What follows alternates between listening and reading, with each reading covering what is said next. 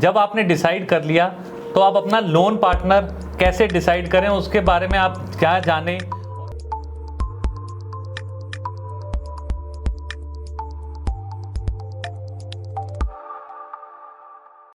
आपने लोन लेने के लिए डिसाइड कर लिया, चाहे वो कोई भी लोन हो, होम लोन हो, पर्सनल लोन हो, कार लोन हो। तो जब आपने डिसाइड कर लिया तो आप अपना लोन पार्टनर कैसे डिसाइड करें, उसके बारे में आप क्या जानें और कौन सी बातों का ध्यान रखें। इसके लिए हमारे साथ हैं आज अरुण डबराल जी, जो इंडिया के नंबर 1 IPO कंसल्टेंट है। आइए अरुण जी से जानते हैं कि मैं अपना लोन पार्टनर कैसे डिसाइड करूं। नमस्कार अरुण जी, हमारे चैनल पे आपका स्वागत है। मैंने लोन लेने का डिसाइड किया, तो मैं अपना लोन पार्टनर चूज करूं, उससे पहले मुझे किन बातों का ध्यान रखना है, मुझे उसके बारे में थोड़ा सा बताइए। नीरज जी, लोन एक बड़ा सेंसिटिव वो है। हर एक आदमी लोन के लिए जाता है तो अपनी इनकम में से कुछ ना कुछ EMIs देता है, और एक कोई असेट क्रिएट करता है या बिजनेस क्रिएट करता है, बिजनेस का एक्सपेंशन के लिए लोन के लिए जाता है। तो जब हम लोन ले रहे होते हैं तो उसमें बेसिक जो सारे लोग देखते हैं वो 2-3 चीज़ें देखते हैं। रेट ऑफ इंटरेस्ट क्या होगा, क्या उसकी मेरी फ़ीस होगी, और क्या मेरे को टेन्योर वगैरह मिल रहा है। तो ये बेसिक चीज़ सब है। तो ये बेसिक चीज़ आपके पास सब अवेलेबल होता है कि कैसे है। जो ऑफर लेटर आता है, जो ऑफर लेटर होता है, और ये चीज़ आपको बेसिकली आप किसी से भी इंक्वायरी करोगे तो ये बेसिक चीज़ें आपको बताएगा। तो नंबर 1 चीज़ तो आप रेट ऑफ इंटरेस्ट पे तो आप मिनिमम पे बात करोगे ही करोगे। तो क्या होता है कि जब भी हम लोन ले रहे होते हैं तो हम लोग क्या करते हैं कि हम एक पर्टिकुलर बैंक को अप्रोच करते हैं। जैसे आप कपड़े खरीदने जाते हो, एक एग्जांपल मान के चलो, जब आप कपड़े खरीदने जाते हो तो अगर आपके दिमाग में पर्टिकुलर ब्रांड है तो आप पर्टिकुलर ब्रांड की दुकान में जा सकते हो। लेकिन अगर आपके दिमाग में है कि मेरे को कपड़े खरीदने अच्छे खरीदने, तो आप कोशिश करते हो कि एक मल्टी ब्रांड स्टोर में जाते हो कि जो आपको हर ब्रांड और तो आपकी कंफर्टेबिलिटी के हिसाब से ट्रायल करते हो आप और देखते हो। ऐसे लोन में भी है, आपको लोन कंसल्टेंट हायर करना चाहिए, उनके साथ जाना चाहिए। तो आपको आपके रिक्वायरमेंट के हिसाब के आपकी क्या रिक्वायरमेंट है और आप कैसे फुलफ़िल करना है, आपकी EMIs देने की क्या कैपेसिटीज़ हैं, आपके इनकम के क्या रिसोर्स हैं, उसके हिसाब से कौन सा इंस्टीट्यूशन आपको सूट करता है, तो वो टेलर मेड आपको सोल्यूशन बता सकता है। आपको कंसल्टेंट के साथ जाना चाहिए, एक पर्टिकुलर किसी भी इंस्टीट्यूशन पे जाने के साथ। जब आप लोन के लिए प्रोसेस कर रहे हो तो आपको सबसे मेन इंपॉर्टेंट हो उस टाइम की तो आपको सारी चीज़ें बता दी जाती है, लेकिन उसके बाद की सारी चीज़ें आपको बताते नहीं हैं। ओके। बाद में क्या क्या चीज़ आता है, सबसे मेजर आता है कि अगर आप अर्ली लोन क्लोज करना चाहते हो, जैसे होम लोन अगेंस्ट प्रॉपर्टी होते हैं, नॉर्मली हर एक आदमी इनको एज ए फ्लोटिंग रेट पे लेता है। फ्लोटिंग रेट का मतलब होता है कि जो रेट चेंज होता रहता है, ठीक है ना, कि यानी रेपो रेट से पहले MCLR था, उससे पहले बेस रेट हुआ करता था, उससे पहले हर एक के अपने PLR बेस थे। तो आज की डेट में रेपो रेट बेस हो गए सारे लोन, तो रेपो रेट के हिसाब से अप डाउन होते रहते हैं। तो फ्लोटिंग रेट्स में होम लोन और लोन अगेंस्ट प्रॉपर्टी में क्या होता है, जैसे रेट चेंज होता है तो आपका रेट इमीडिएट चेंज हो जाता है।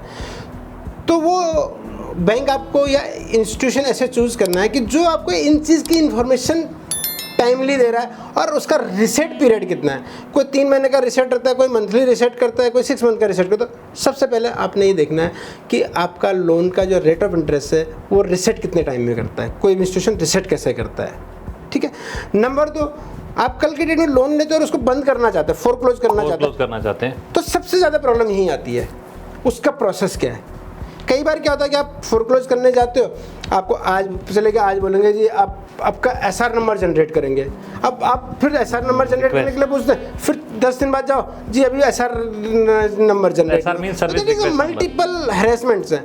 तो आप ऐसे इंस्टीट्यूशंस के जाओ कि जो आपके सैंक्शन लेटर या आपके साथ बिल्कुल राइट डाउन हो, या आप हो सकता है तो आप एक अलग से लेटर लो कि आप मेरे को फोरक्लोजर के डॉक्यूमेंट्स कब दोगे, अगर मैं लोन क्लोज करना चाहता हूँ मेरे को कितनी हैरेसमेंट होगी, 1 साल के बाद मैं करूंगा या 2 साल का कोई लॉक इन पीरियड है, वो सब चीज़ों को पहले। कईयों का 6 महीने लॉक इन है, कईयों का 1 साल है। नॉर्मली होम लोन में कोई लॉक इन पीरियड नहीं होता है, कुछ इंस्टीट्यूशंस रखते हैं। अच्छा। इसके अलावा आज के फोरक्लोजर चार्जेस क्या क्या हैं, फोरक्लोजर चार्जेस की भी बड़ी सारी घपलेबाजी कहेंगे, वो बहुत सारी होती है।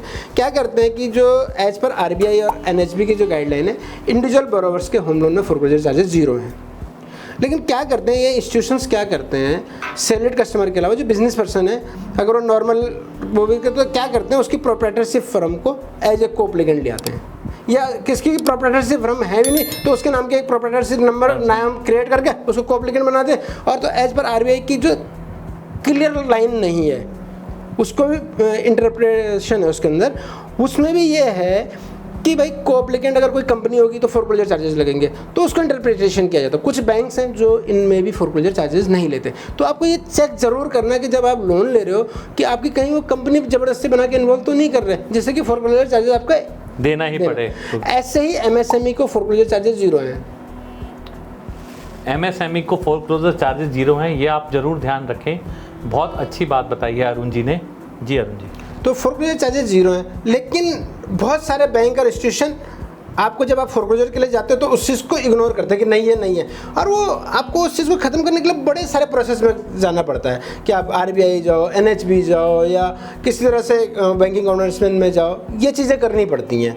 तो आप पहले जिस दिन लोन ले रहे हो ये क्लियरिटी कर लो कि एमएसएमई सर्टिफिकेशन है, किन कंडीशन में 0 होंगे, किन कंडीशन में नहीं 0 होंगे। वो आपको वहाँ पे मिस गाइड बहुत ज़्यादा किया जाता है कि एमएसएमई में 0 है लेकिन वो बाद में नहीं होता, और बहुत सारे बैंक इसमें गलत कर रहे हैं। एग्रीमेंट साइन करने से पहले और डिस्पर्स होने से पहले ये चीज़ों का। और ये इसके अलावा जो आपने प्रॉपर्टी डॉक्यूमेंट दिए हैं उनकी लिस्ट आपको दे रहा है बैंक या नहीं दे रहा है, उसमें भी बहुत परेशान करता है। तो आप ये डिसाइड कर लो कि जब आप प्रॉपर्टी पेपर सबमिट करोगे तो आपको उसकी लिस्ट मिल जाए। इसके अलावा आपने आज लोन ले लिया, कल के डेट में आपको दोबारा फंडिंग की रिक्वायरमेंट होती है, तो टॉप अप वगैरह इस टाइप का उसका क्या प्रोसीजर है, कितना लॉक इन पीरियड है, कितने टाइम बाद आप दोगे, क्या उसके क्राइटेरियाज होंगे, आप क्या क्या चीज़ डॉक्यूमेंट्स मांगोगे।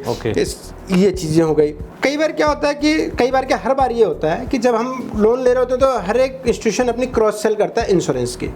ये इनके बहुत बड़े इनकम सोर्स है क्रॉस सेल का, और वो इंश्योरेंस ऐसी इंश्योरेंस बेचते हैं कि जो हमारी एक्चुअल में रिक्वायरमेंट नहीं है, हमें उस प्रोडक्ट की रिक्वायरमेंट नहीं है, वो हमारे यहाँ टेलर मेड नहीं, तो जो हमारी एक्चुअल ज़रूरत को पूरा नहीं करता। तो जैसे कईयों की कंडीशन होती है कि हम 4% मिनिमम लोन का इंश्योरेंस लेंगे, 5 लेंगे, 10 लेंगे। तो अगर आपने 1 करोड़ के लोन पे 10 लाख की इंश्योरेंस ले ली तो ऑलरेडी आप 1 करोड़ 10 लाख का लोन ले रहे हो। तो अगर आपने आपके साथ रेट ऑफ इंटरेस्ट का आपने 25-50 पैसे का नेगोशिएशन कर लिया और आपने इंश्योरेंस 10 लाख की लेके जिसकी आपको जरूरत नहीं थी, तो आपका रेट ऑफ इंटरेस्ट ऑलरेडी 2 से 3% वैसे इंक्रीज हो जाता है। और ये इंश्योरेंस ऐसे होते हैं, इनकी वैल्यूज़ प्रोडक्ट बेसिस पे कुछ नहीं मिलती हैं आपको। तो ये आपको समझना बहुत जरूरी है कि वो इंश्योरेंस किस टाइप का दे रहा है, किस टाइप का दे रहे हैं। ठीक है। इसके अलावा आपने लोन में रेट ऑफ इंटरेस्ट कम ज़्यादा हुए, बढ़ गए, और नया मार्केट में कुछ और कम अवेलेबल है, तो उसको switching, rate of interest switching के क्या चार्जेस है और क्या प्रोसेस है। अच्छा, इसके चार्जेस होते हैं स्विच करने के? कोई 500 लेता है, कोई 1200 लेता है। तो वो चीज़ आपको समझ, यानी ये आप शेड्यूल ऑफ चार्जेस आपको लेने बहुत ज़रूरी है, समझने बहुत ज़रूरी है कि मेरा किस प्रोडक्ट में अगर ले रहा हूँ तो उसके क्या मेरे चार्जेस होंगे, कि मेरे को रेट ऑफ इंटरेस्ट चेंज करने के क्या होंगे, मैंने जो ऑलरेडी आपको पेमेंट का प्रोसेस दिया हुआ है उसको मेरे को रिप्लेस करना है तो उसके क्या चार्जेस होंगे। ये सारी चीज़ें आपको रिटर्न में लेनी चाहिए और समझनी भी चाहिए। अब तक के आपकी बात से समझ आया कि लोन लेना एक ऐसा लगता है कि मैंने एक चीज़ डिसाइड की, लेकिन इतनी डेप्थ में मैंने कभी सोचा ही नहीं कि मैं लोन लेने से पहले मेरे को इतनी बातें। हम तो क्या करते हैं, लोन लेना है, साइन कर दिया, डॉक्यूमेंट्स दे दिए, डिस्पर्स हो गया और हम आगे बढ़ गए। जब ये सारे प्रोसेस हो जाते हैं, जब लोन हमारे अकाउंट में आ गया, उसके बाद ये सारी प्रॉब्लम्स होती हैं जो हमने पहले नहीं देखी थी। तो ये ड्यू डिलिजेंस मुझे पहले कर लेना चाहिए। इतना हमने कभी ध्यान दिया नहीं इस पर। बिल्कुल जी। उसके बाद अरुण जी और कुछ? इसके अलावा कस्टमर केयर का आपकी अप्रोचेस कैसे होंगी जी। यानी ज़्यादातर बैंक्स में और एनबीएफसीज में प्रॉब्लम क्या आ रही है कि आपकी कस्टमर केयर के अप्रोचेस ही बड़ी इजीली नहीं है, आपको पता ही नहीं चलता कहाँ जाना है। और ज़्यादातर इस टाइप लोन के केसेस में क्या करते हैं, ये अथॉरिटी लेटर पे भी काम नहीं करता, पावर अटॉर्नी भी दे दो तब भी काम नहीं करते, ये बोलता है आपको फिजिकल प्रेजेंस होना पड़ेगा। तो ये बहुत बड़ी प्रॉब्लम, बहुत मुश्किल है, क्योंकि अगर मैं किसी भी एरिया में, इतने जोग्राफिकल एरिया मेरा ऐसा अलग है तो मैं वहाँ नहीं पहुँच सकता जहाँ उसका ऑफिस है। तो ऐसा कस्टमर केयर होना चाहिए जो ओवर द फोन हो या कोई ऐसा नंबर हो जिस पर मैं बात करके प्रॉब्लम अपनी बोल सकूं। हाँ जी। अगले वीडियो में हम आपके साथ एक चीज़ शेयर करेंगे कि हम कोई हमारे के साथ अगर अटैच्ड होता है लोन के लिए तो हम हर 12 किस्त को आपको 11 किस्त में कन्वर्ट कर सकते हैं। यानी हर 12 किस्तें आपको देनी है किसी भी लोन की, वो आपको 11 ही देनी है और 12 का क्रेडिट मिलेगा। हाँ, 12 का क्रेडिट मिलेगा। हम आपको प्लानिंग नेक्स्ट वीडियो में बताएंगे। श्योर। Thank you. तो आपने देखा, लोन लेने का डिसाइड करना तो इतना आसान है कि मुझे कहीं घूमने जाना है, मैंने कार लेनी है, मैंने घर लेना है और मैंने लोन ले भी लिया और आप घर से निकल भी गए। उसी तरह लोन लेने से पहले मुझे किन बातों का ध्यान रखना है, अरुण जी ने बहुत ही डीप में बताया हमको।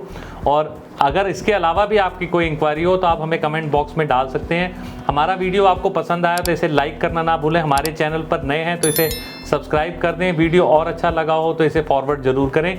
हमारे टिप्स एंड ट्रिक्स के लिए फाइनेंस के ऊपर आप हमारे Insta channel finance with Neeraj को भी फॉलो कर सकते हैं। Thank you so much.